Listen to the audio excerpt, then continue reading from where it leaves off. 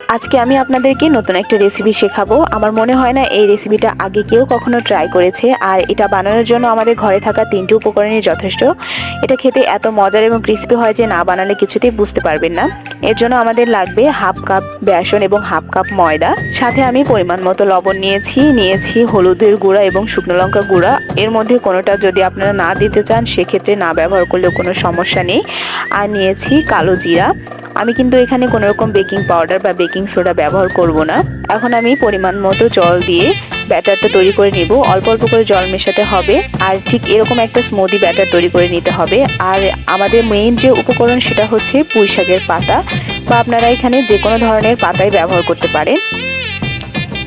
এখন আমি এটাকে ব্যাটারের মধ্যে চুবিয়ে গরম তেলের মধ্যে ছেড়ে দিব।